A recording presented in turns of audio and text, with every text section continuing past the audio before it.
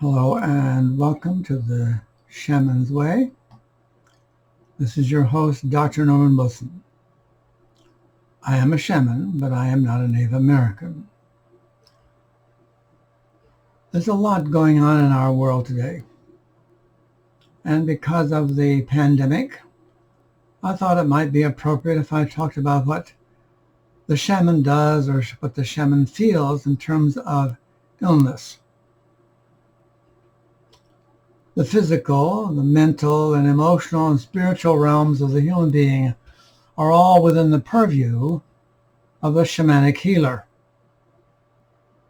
These four realms, as I call them, fall within three general shamanic categories: energy loss, spirit possession, and soul loss.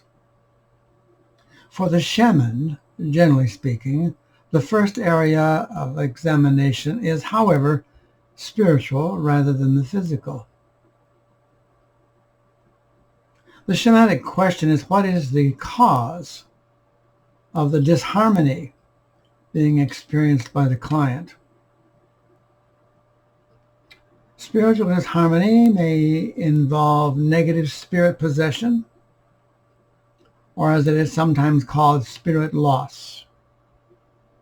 Now, please note I have said negative spirit possession, and that implies that there is a positive spirit possession as well as a neutral. And those will be topics maybe for another time. General malaise is so symptomatic of negative spirit possession. Other symptoms of negative spirit possession include a preponderance of negative thoughts,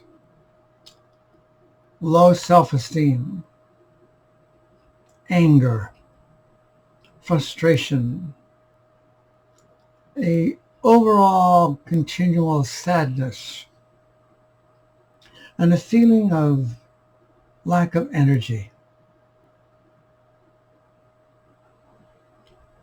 That sort of describes the symptoms of those who are inflicted by the current COVID-19 pandemic.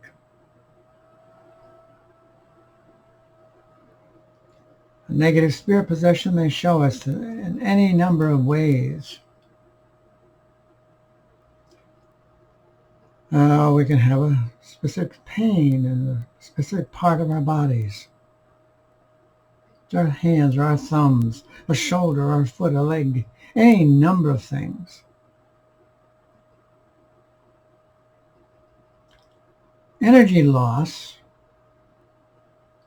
involves physical disease such as cancer, high blood pressure, heart issues, respiratory and stomach issues, as well as those of a muscular nature, of course. And as with some issues of the physical realm, there is a blockage. Now this means the body's natural energy is not getting through. It's not flowing properly. Now the shaman's job at this point is to change the flow of that energy, to get it going, to get it moving, so that healing can take place. Now, if, however, the shaman decides that the issue is really something different than that, such as the soul attachment, then an extraction is exercised.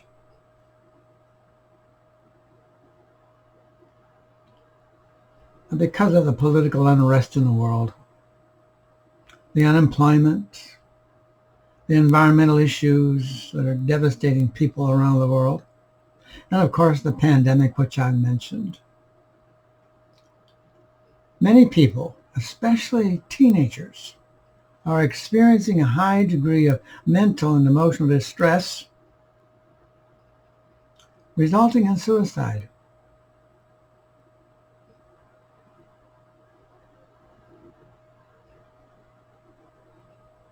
There have been studies now that demonstrate the validity of that.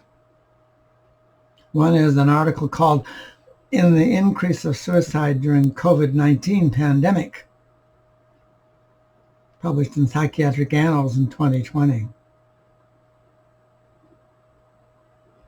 Now, during these trying times, and they are trying, the shaman's job is twofold. First, he or she has to decide if the issue is emotional rather than mental. And second, to change the energy flow pattern. Now, for me, the emotional refers to one's feelings, and mental refers to the physical operations of the actual brain itself. But we're dealing with feelings right at the moment. And so we have these feelings of depression and feelings of hopelessness. In addition to extraction, soul retrieval, psychopomp, and death rites, a shaman uses what is called imbas, I-M-B-A-S. Now that's an old Druidic practice, Celtic, if you will, that is used to release stagnant energy. And it works.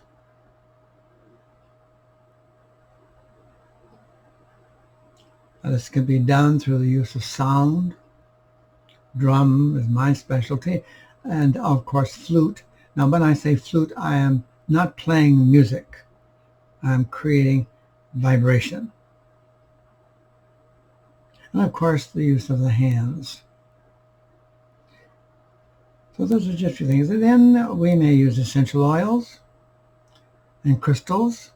Now if we use essential oils and crystals, we should forewarn the client ahead of time. So if they have any issues with essential oils being applied to their body or holding certain crystals, they should discuss this with their medical physician. And that brings me to a final comment here, and it's a cautionary one. Shamanic treatment is not a replacement for modern medicine. It's supportive. And furthermore, it is essential for you to always insist that your client, and that you, if you are a client, discuss whatever potential treatments are offered to you by a shamanic healer with your practicing medical physician. The shaman's job is always to act as a conduit for healing to take place.